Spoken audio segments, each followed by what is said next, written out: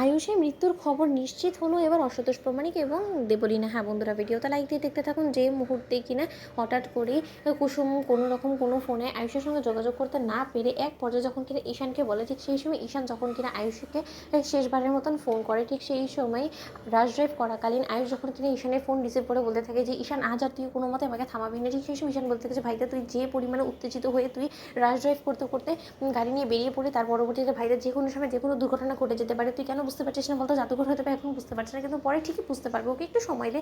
ঠিক সেই সময় আয়ুষ যখন কিনা বলতে থাকে যে তোর জাদুঘরের আর বুঝে লাভ নেই, কারণ আমার জীবনে যা হয় হোক তাতে আমার কোনো কিছু যায় আসে না, কিন্তু এই যাত্রায় আমি প্রেমে যখন কিনা একবার আর প্রত্যাখ্যান হয়েছি, তার পরবর্তীতে এই মুখ নিয়ে আমি আর কুসুমের সামনে কোনোভাবে দাঁড়াবো না, তার কারণে কুসুম আমার এই মুখ দেখতে চায় না।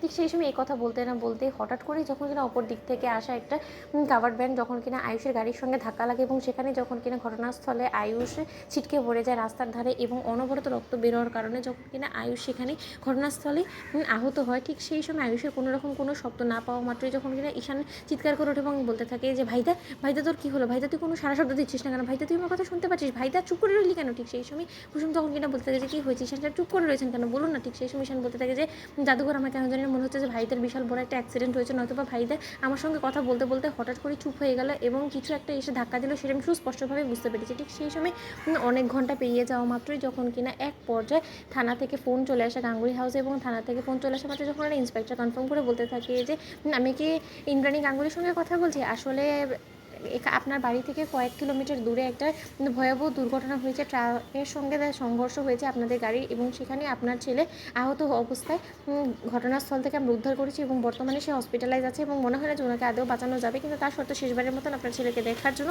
আপনি একবার বরঞ্চ যত শীঘ্রই সম্ভব হসপিটালে আসার ব্যবস্থা করুন। অন্যদিকে যখন কিনা চারিদিকে প্রেস মিডিয়া থেকে শুরু করে চারিদিকে যখন কিনা আয়ুষের মৃত্যুর খবর ছড়িয়ে পড়ে, ঠিক সেই সময় অসন্তোষ প্রামাণিক যখন কিনা দেবলীনাকে সেই ফোনটা দিয়ে ধীরে বসেই সেই সুখবরটা দেয়, তখন দেবলীনা হাসতে থাকে আনন্দে আত্মহারা হয়ে এবং বলতে থাকে যে ও মাই গড, আই ক্যান্ট বিলিভ যে এরকম একটা সুখবর শোনার মতন আমার জীবনে এরকম একটা শুভ দিন এসেছে। আমি কবে থেকে উতলা হয়ে রয়েছিলাম ইন্দ্রাণী গাঙ্গুলির সর্বনাশ দেখার জন্য, এবং ফাইনালি অফিসিয়ালি ইন্দ্রাণী গাঙ্গুলির ছেলে নিহত হয়েছে। এই খবরটা শোনা মাত্রই আমার যে কতটা আনন্দ লাগছে, ইন্দ্রাণী গাঙ্গুলি এবার দুমড়ে মুচড়ে শেষ হয়ে যাবে, এবং ইন্দ্রাণী গাঙ্গুলির এই দুর্বলতার সুযোগটাকে কাজে লাগিয়ে ইন্দ্রাণী গাঙ্গুলির কাছ থেকে সমস্ত কিছু আমরা হাতিয়ে নিব, কেড়ে নিয়ে ইন্দ্রাণী গাঙ্গুলিকে সম্পূর্ণরূপে নিঃস্ব করে দেবো, যাতে করে কিনা এই গাঙ্গুলি এম্পায়ারটার কোনো মতেই ফের সে দাঁড় করাতে না পারে, এবং তার পরবর্তীতে গোটা গাঙ্গুলি এম্পায়ারে রাজত্ব করে বেড়াবে এই দেবলীনা এবং অসন্তোষ প্রামাণিক। ঠিক সেই সময় অসন্তোষ প্রামাণিক বলতে থাকে যে ভাগ্যের সময় মতন আপনি বলেছিলেন যে গুন্ডাদেরকে দিয়ে আমি যাতে ব্রেকটা খুলে ফেলি, এবং সেটা করাতেই রীতিমতো আয়ুষের মৃত্যুটা নিশ্চিত হওয়া গিয়েছে। তো বন্ধুরা, লাইক এন্ড শেয়ার করো, সাবস্ক্রাইব করতে ভুলো না।